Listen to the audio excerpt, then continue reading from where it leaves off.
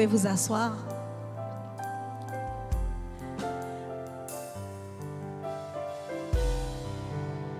Alors, ce matin, on a, je ne peux pas dire un invité, c'est quelqu'un de la maison.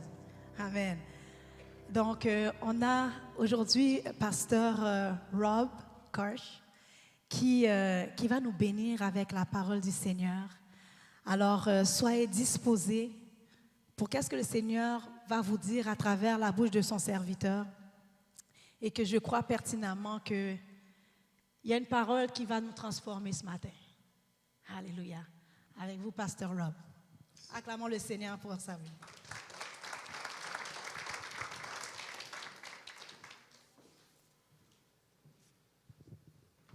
Bon matin. Mon voyage avec le cancer a commencé le 17 décembre 2015.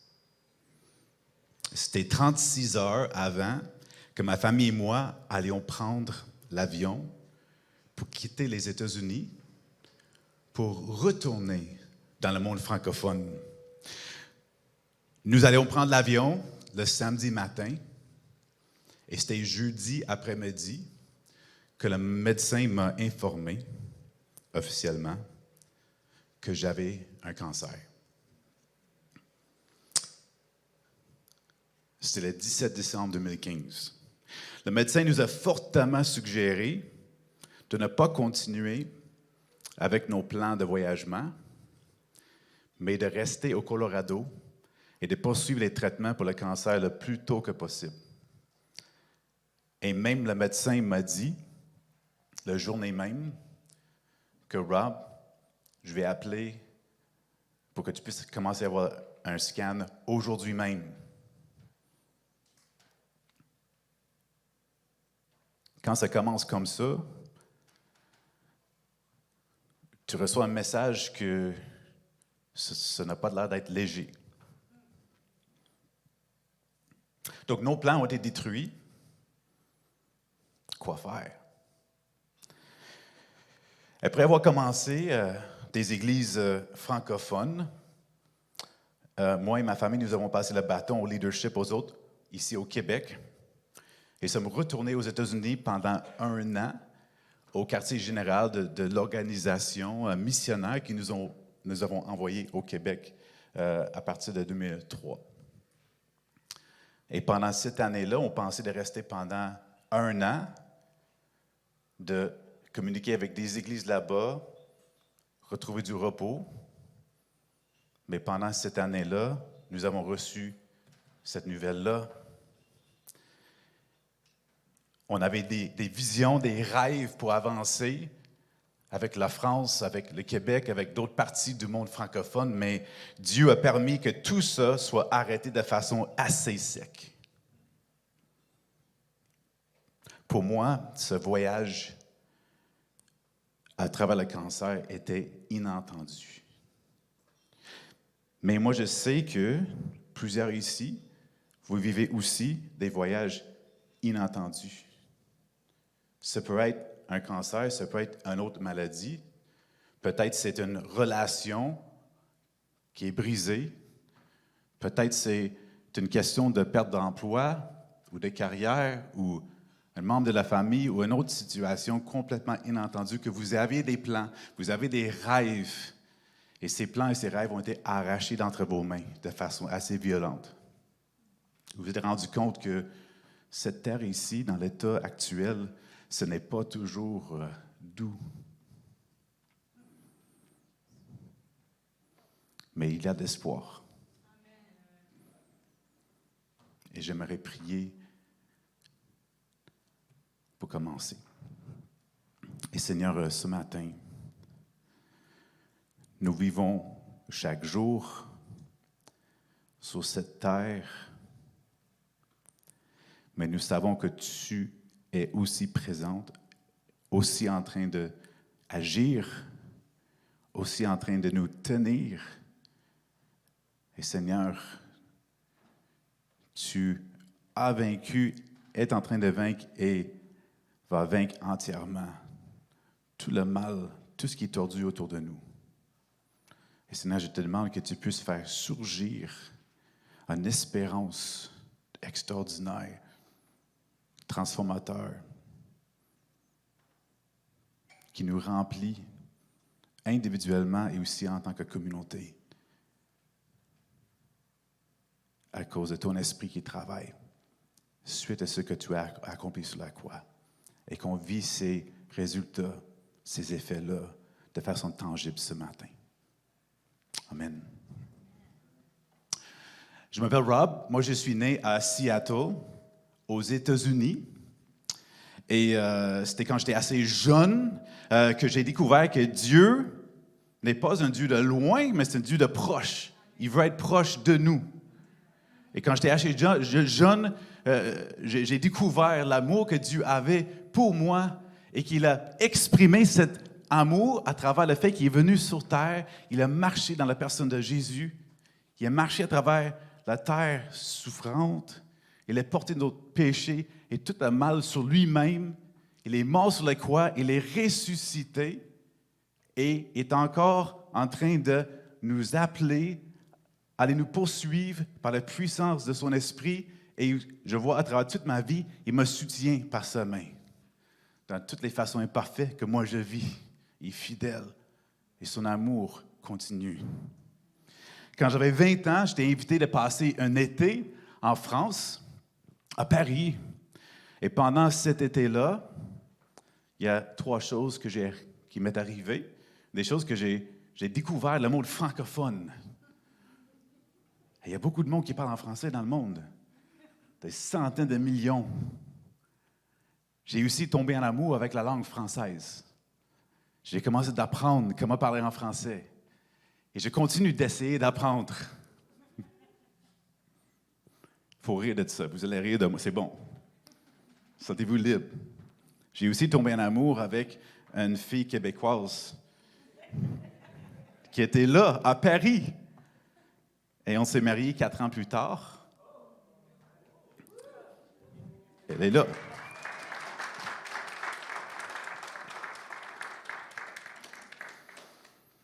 Si Dieu voudrait planifier que tu rencontres ta femme dans une ville, Paris, c'est pas pire.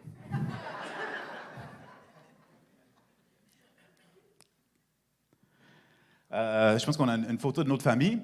Ma femme Martine, mon fils Caleb, qui est actuellement en train d'étudier en Angleterre, à la Bible, et ma fille Constance, qui est juste ici, au secondaire 5. Et moi et Martine, on vient tout juste de fêter 20 ans de mariage. Donc, et Dieu est fidèle. Mais revenons en 2015 à mes nouvelles de cancer. Pas longtemps après avoir reçu ces nouvelles-là, ma sœur, qui était plus jeune que moi, elle m'a appelé et elle a pleuré. Parce que son grand frère, que moi j'étais dans la trentaine, il y avait un cancer qui risquait d'être assez grave. Et donc, ma sœur a pleuré et entre ses sanglots, elle m'a dit, « Rob, » et ce qu'elle m'a dit, ça m'a vraiment frappé. Elle m'a dit, « Rob, je ne me suis jamais rendu compte jusqu'à quel point le péché se rentre dans tout dans notre réalité. Même jusque... C'est pas seulement une question de morale, de qu'est-ce qui est bien et mal. C'est une question de rentrer dans le monde physique, dans la création, dans nos corps, même dans nos cellules. Et de là viennent les choses comme le cancer. Et ça m'a frappé. Je me suis dit, ben oui, c'est vrai. Et le péché, ça rentre dans tout. Parce que le péché, c'est quand ce qui est bon devient déformé. Quand nos actions sont déformées. Quand nos relations sont déformées. Quand les cellules de nos corps deviennent déformées. Quand ce monde devient déformé. Qu'est-ce que Dieu a créé très, très bon devient tordu. Donc, on voit encore la beauté que Dieu a créée, mais de façon pas tout à fait comme elle est créée. La maladie, le cancer, le vieillissement, la mort, ça vient de cette pourriture. Je peux suivre des règlements, Je peux manger comme il faut. Je peux faire des exercices, travailler fort pour garder des bonnes relations. Mais tôt ou tard, les effets du péché vont éventuellement m'avoir. Dieu a créé toute la terre très bon. Mais, et Tim Keller, un pasteur, il est décrit comme ça. Il dit, malgré toutes nos précautions, malgré tout ce qu'on a fait pour obtenir une belle vie, malgré nos efforts pour être en bonne santé, riches, confortablement entourés de notre famille et de nos amis, accomplis dans notre carrière, il y aura quelque chose qui va inévitablement tout gâcher.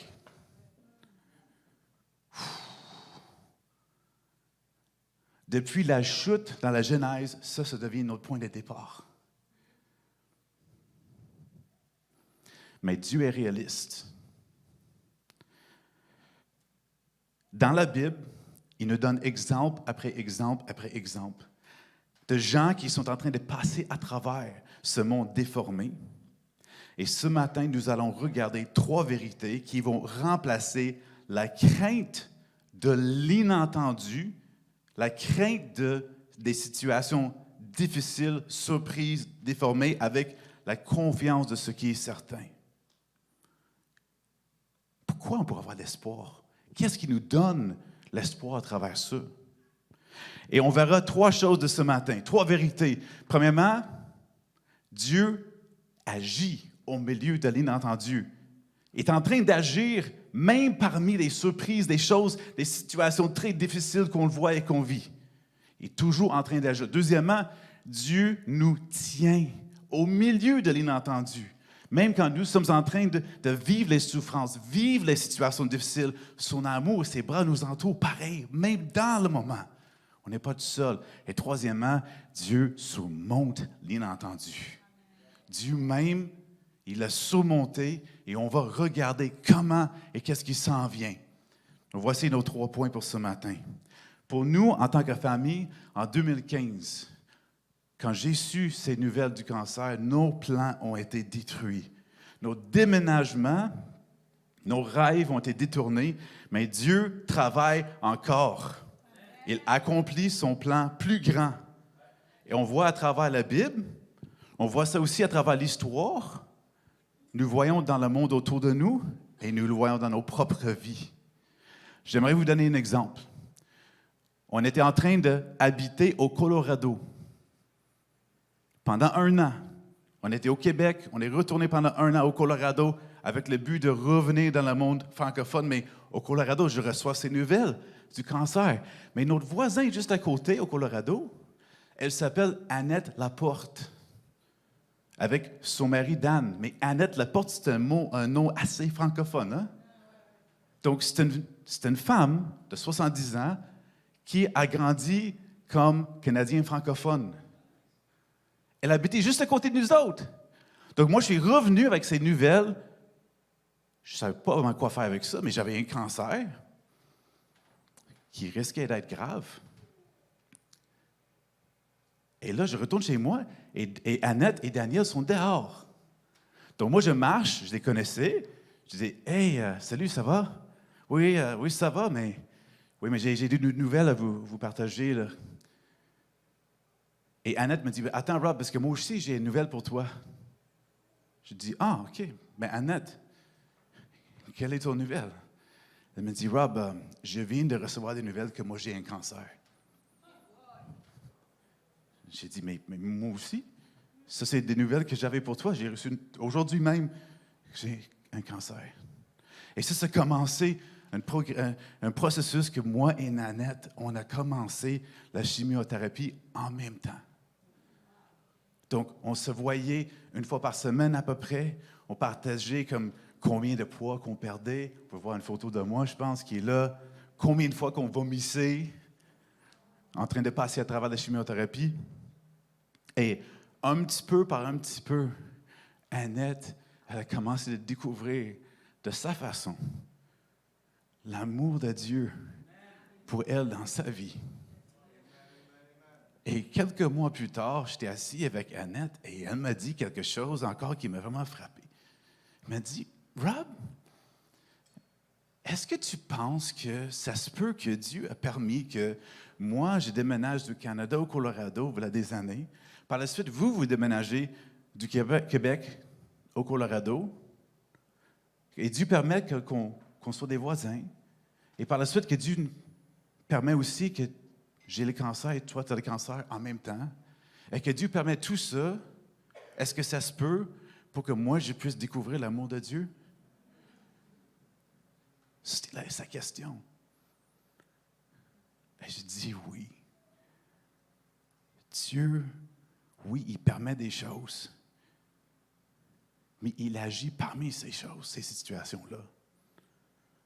Et c'est à travers cette situation difficile, moi je ne savais pas que ça allait arriver, qu'Annette pouvait découvrir que Dieu, le Créateur, l'a aimée. Dieu agit parmi l'inattendu. Mais il nous transforme aussi. Romains 5, 3 à 4 nous dit ceci. C'est bien plus, nous sommes fiers même de nos détresses, sachant que la détresse, toutes sortes de détresse, produit la persévérance. La persévérance, la victoire dans l'épreuve. Et la victoire dans l'épreuve, l'espérance.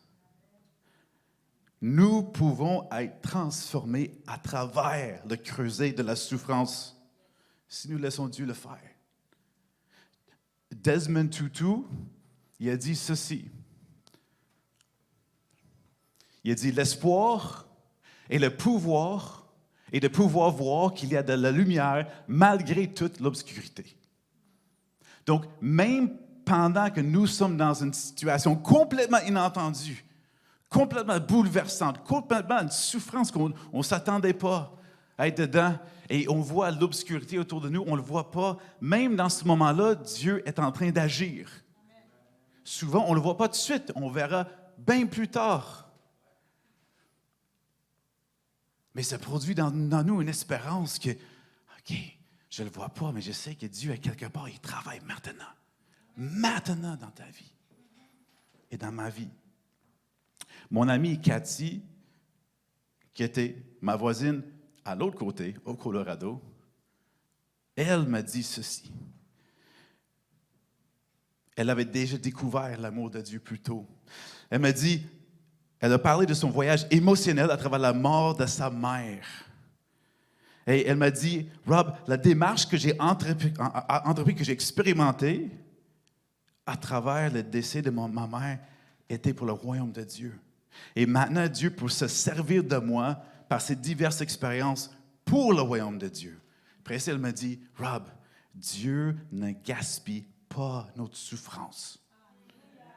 Notre souffrance est utilisée pour le royaume de Dieu.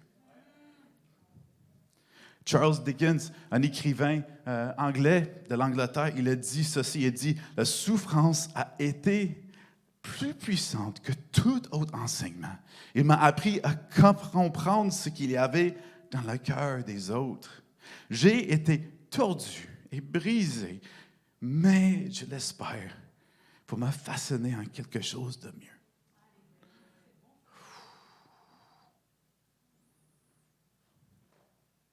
Martin Luther King Jr., il a dit ceci par rapport à sa souffrance. Il a dit, lorsque mes souffrances s'intensifiaient, j'ai compris qu'il y avait deux façons de réagir à ma situation. Soit réagir avec amertume, ou soit chercher à transformer la souffrance en une force créatrice. Et j'ai décidé de suivre ce dernier chemin. Et ce qu'on voit que souvent, nous ne pouvons pas choisir ce qui va arriver dans nos vies. Mais en se donnant à Dieu, en se abandonnant à Jésus, par sa grâce et par la puissance de son esprit transformateur dans notre vie, il nous libère pour choisir comment répondre. Et à quelque part, cette transformation commence à rediriger notre amertume en espérance par la puissance de Jésus qui est entré dans notre souffrance, qui nous a donné son esprit pour nous transformer. on met notre confiance en Dieu, Dieu est digne de notre confiance et Dieu agit même dans ce qui était inattendu. Il y a des gens qui m'ont dit, pendant que je vivais le cancer, j'étais en train de vivre la chimiothérapie, il y a certaines personnes, pas beaucoup, mais quand même, qui disaient, si j'avais eu juste assez de foi, soit que je n'aurais pas eu le cancer, ou soit que j'aurais été guéri plus vite. Mais vous avez entendu ça aussi, sûrement? On n'a pas le temps pour affronter ce sujet en complet, mais j'aimerais juste vous dire, il y a des gens qui disent ça, et il y a d'autres qui disent que, aussi, la maladie dans la vie, c'est un résultat soit de notre choix seulement, ou, comme la karma, ou parce qu'on a mal réagi dans une autre vie auparavant, la réincarnation. Mais j'aimerais vous dire que ces deux lignées sont fausses. Premièrement, c'est vrai qu'il y avait des fois, dans la Bible, des gens qui sont guéris à cause de la foi dans la Bible. C'est vrai. Et aussi, il y a énormément de gens de foi dans la Bible qui n'ont pas été guéris. Ça, c'est vrai aussi. Lisons la deuxième partie de Hébreux chapitre 11. Regardons les vies de tous les disciples de Jésus. Tous les disciples de Jésus, ils ont vécu beaucoup de souffrances à travers la vie et ils ont tous vécu les morts assez difficiles et souffrantes. Sauf peut-être un, peut-être Jean, mais il était quand même mis sur une île. Il a souffert beaucoup à travers sa vie. Est-ce qu'on est en train de dire que parmi tous les disciples de Jésus, il n'y avait pas eu un qui avait assez de foi? Hey, c'est ridicule, ça. Mais ce qu'on voit, c'est que parfois, en priant avec foi, avec la foi, le royaume de Dieu arrive et guérit des gens. Et Dieu est glorifié.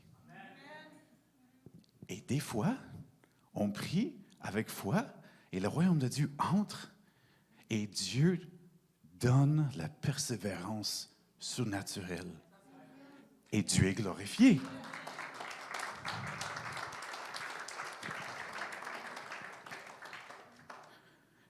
Mais vivre par la foi, par contre, selon les Écritures, peut avoir l'air vraiment différent de ce qu'on a entendu.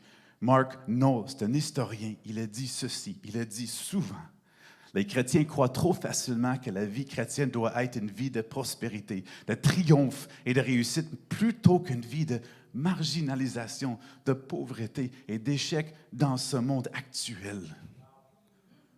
Dieu est en train de faire autre chose. Il fait autre chose, souvent inentendu. Donc, nous voyons que Dieu agit dans les moments inattendus dans notre vie, comme le cancer, comme la perte d'emploi, comme des relations brisées. Dieu est toujours en train d'agir. Mais deuxièmement, Dieu nous tient. Il nous tient. Ses bras nous enveloppent. Son amour est avec nous. Sa présence est avec nous. Et un exemple de ça, qu'est-ce que ça veut dire quand l'apôtre Paul dit dans Romains chapitre 8 que nous sommes plus que vainqueurs? Romains 8, 37. Au contraire, dans tout ça, nous sommes plus que vainqueurs grâce à celui qui nous a aimés. Vous avez certainement vu ce verset-là dans le passé.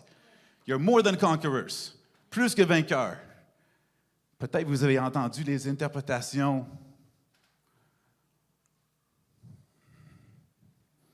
Mais certainement, Paul, qui a tellement souffert, lisez 2 Corinthiens.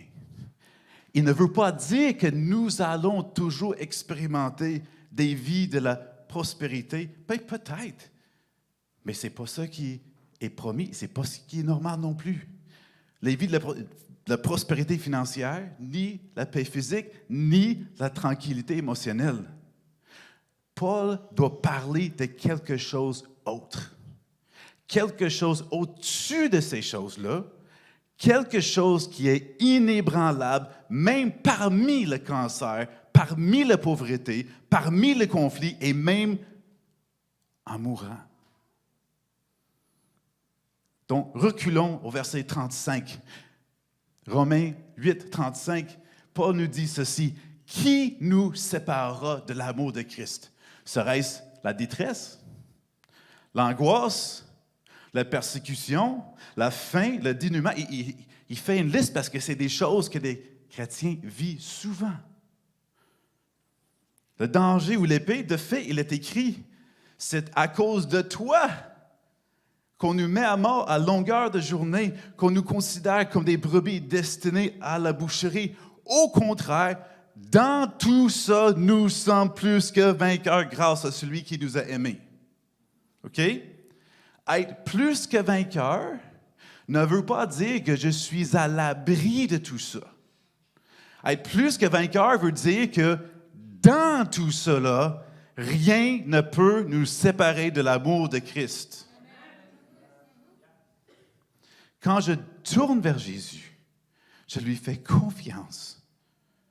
Celui qui est venu dans ma souffrance, qui est mort sur le croix, qui est ressuscité, qui me poursuit avec son amour. Quand je me tourne vers lui, à partir de ce moment-là, je suis collé à l'amour de Jésus. Peu importe ce qui arrive, si j'ai mis ma foi en Jésus, je vis dans l'ombre de la réalité de la croix.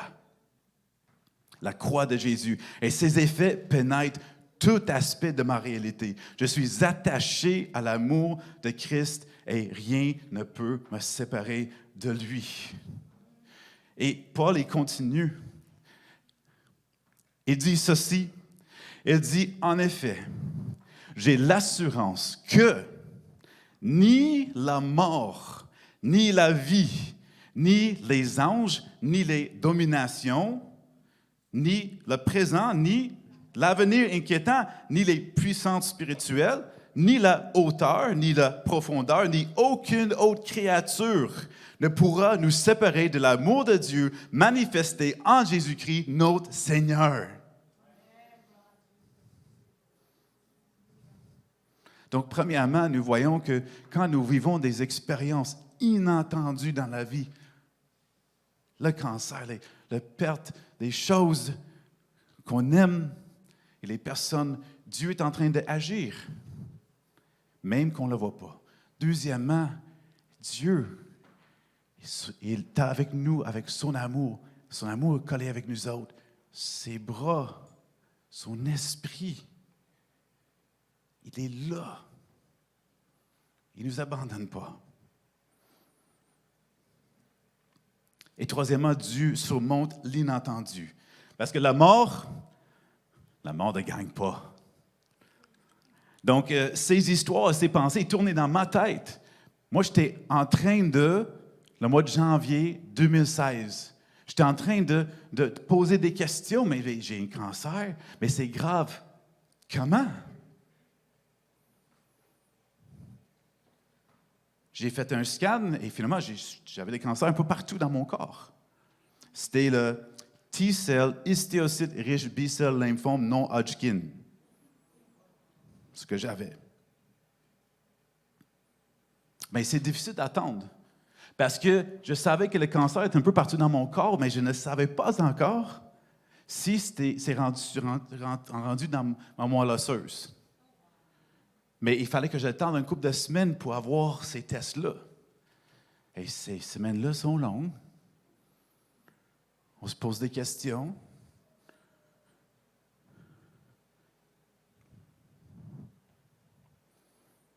Et je me suis rendu compte, hey, ce cancer, il peut me tuer. Là. Je peux mourir. Et j'imaginais les visages des autres personnes à travers la Bible, des autres personnes que je connaissais qui ont déjà passé par là. Et maintenant, c'était mon tour.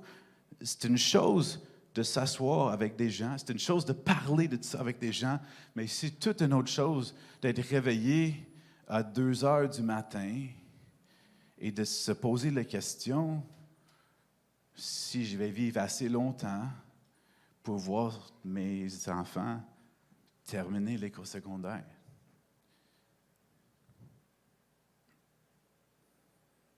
Et jour après jour, je pensais à des conversations et par la suite, il y a des parties de la Bible qui revenaient à ma tête, les vérités qui revenaient.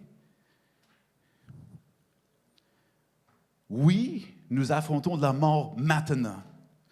Mais ce n'est pas la fin. Dieu va ultimement triompher contre la mort. Voici un exemple de ça dans 2 Corinthiens 4, 14. Assez frappant. Paul nous dit ceci: « Celui qui a ressuscité le Seigneur Jésus nous ressuscitera aussi par Jésus. » Donc, la résurrection de Jésus, c'est comme une garantie, une promesse, un modèle de qu'est-ce qui s'en vient pour nous. Et même c'est le premier fruit, c'est le commencement de ce que Dieu est en train de faire. C'est le commencement de la révolution lancée, déclenchée par Dieu. Et quand on voit comme la résurrection de Jésus, c'était différent que des autres personnes qui ont été ressuscitées dans la Bible. Ce n'était pas la même chose. Parce qu'il y a d'autres personnes qui ont été ressuscitées, il y en avait plusieurs, mais ils ont été ressuscités avec un corps comme ça, même sur le corps qu'on a là. Mais quand Jésus a été ressuscité, c'était un corps physique, mais différent. Il y avait un corps qui était plus affecté, plus infecté par le péché. Un corps qui n'allait plus jamais mourir, mais physique, mais immortel. Mais physique. Et ce que Paul est en train de dire, c'est que nous aussi, qui avons mis notre foi en Jésus, nous aussi, un jour, on va aussi être ressuscités avec le même genre de corps que Jésus avait. Plus infecté par la mort ou par le péché. La mort n'aura plus aucune puissance. Ça va être vaincu. Ça va être fini. Plus jamais. Et on voit ça. Donc, celui qui a ressuscité le Seigneur Jésus de cette façon-là, nous ressuscitera aussi. Donc, le jour de la résurrection s'en vient. Et le jour de la résurrection, nos corps physiques seront élevés d'entre les morts. Et ce corps physique sera revêtu, enrobé d'un genre d'existence physique qui n'est plus infecté par le péché. La maladie, le cancer et la mort ne triompheront plus. Nous allons vivre plus longtemps que eux. La mort va mourir, nous allons continuer à vivre. 1 Corinthiens 15, 53, Paul dit ceci: « Il faut en effet que ce corps corruptible, infecté, corrompu par le péché,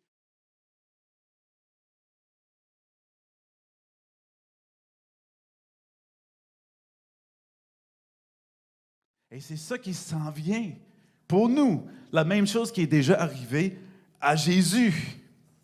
Donc, c'est un peu comme, oui, la mort est encore là pour nous, mais c'est un peu comme un match de hockey. Après les premières périodes, il y a une équipe qui est en avant 2-0. Mais à la fin, l'équipe a perdu 15-2.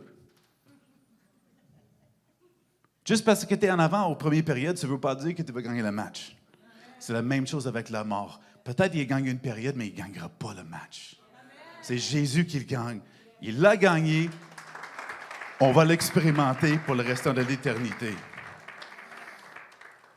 Et c'est pour ça que Paul nous dit dans 1 Corinthiens 15, 55, « Mort, où est ton aiguillon? Enfer, où est ta victoire? Là? Le péché n'a plus aucune puissance. » Donc, et quand on parle de la résurrection,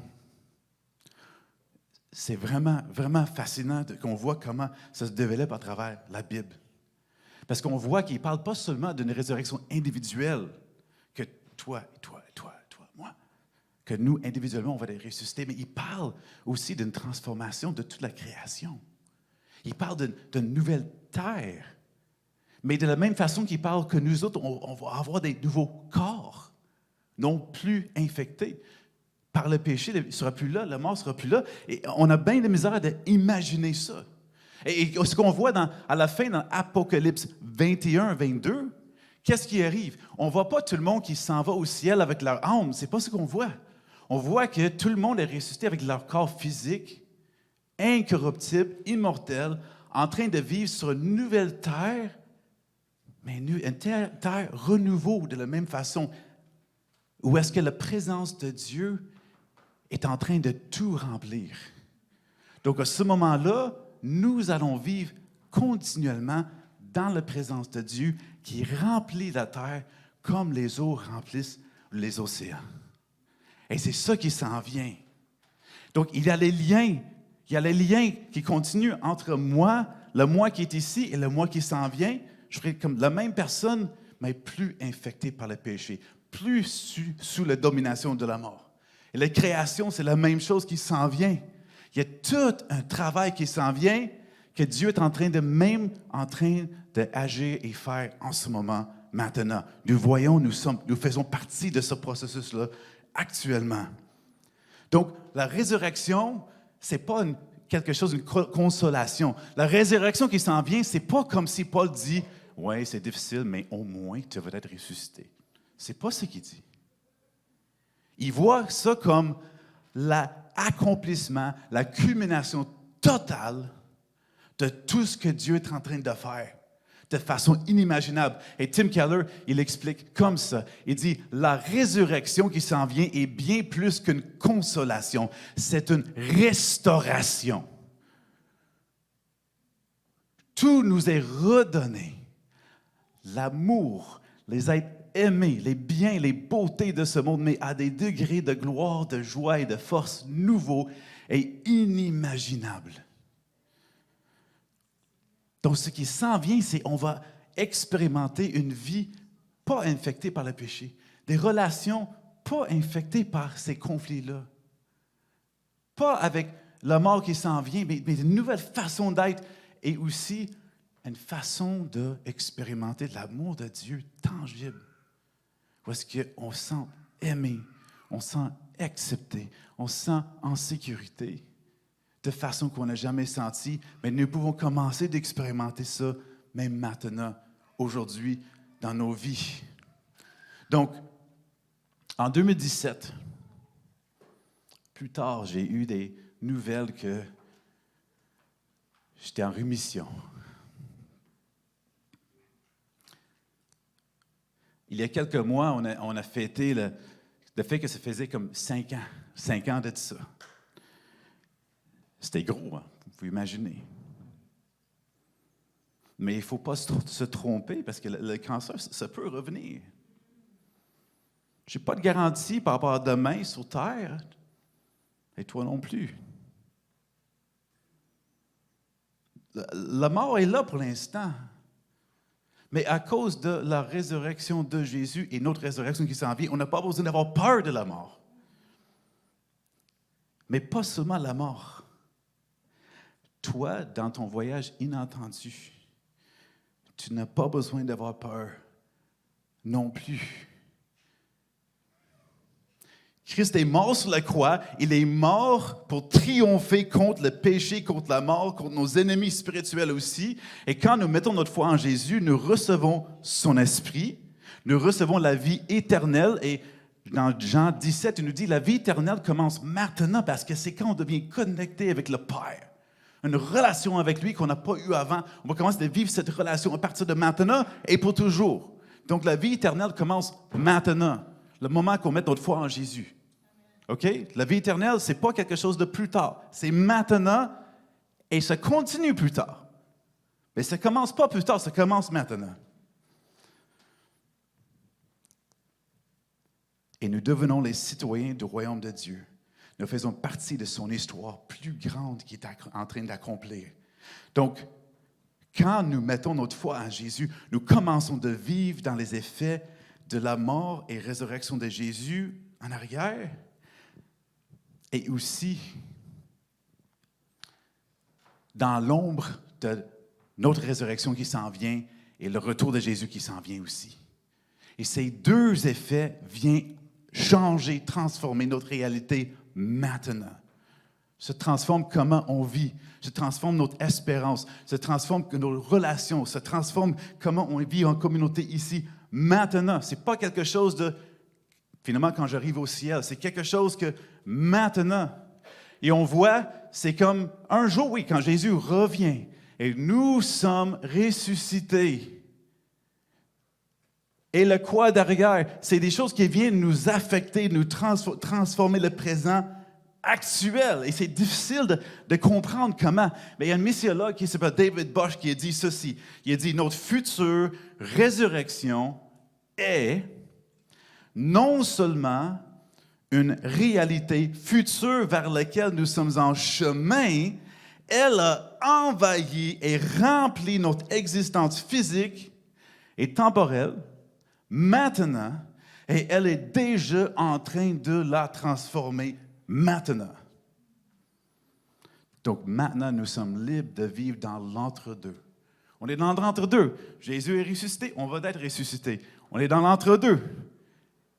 Et avec la puissance de son esprit de vivre à ce moment-là dans l'entre-deux maintenant, qui nous transforme maintenant.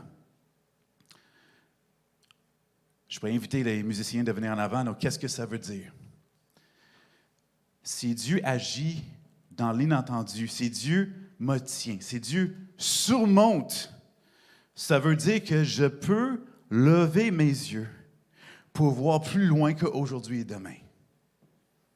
C'est pas juste aujourd'hui. Mais aussi, je peux prendre des risques aujourd'hui, même au milieu de l'inattendu, parce que j'ai plus peur de la mort. Je peux aimer quelqu'un qui est difficile. De la même façon que Jésus nous a aimés, m'a aimé. Je suis libre.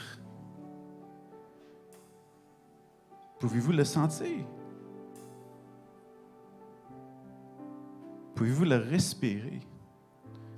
Le vent de la liberté, de la résurrection souffle à travers la puissance de son esprit et maintenant, ce matin. D'être libre de la peur, d'être libre de l'anxiété, d'être libre pour aimer, d'être libre pour poursuivre la cause de la justice, être libre pour espérer, être libre pour vivre dans l'entre-deux, pour rêver, pour suivre Jésus, sachant que nous serons avec lui pour toujours, peu importe. Parce que la mort, à longue, ce n'est pas nous qui vont mourir pour toujours. Nous serons ressuscités pour vivre pour toujours. Mais à long terme, nous pouvons dire à cause de Jésus, ô mort, tu vas mourir. Nous serons ressuscités pour vivre avec Dieu pour toujours. Amen.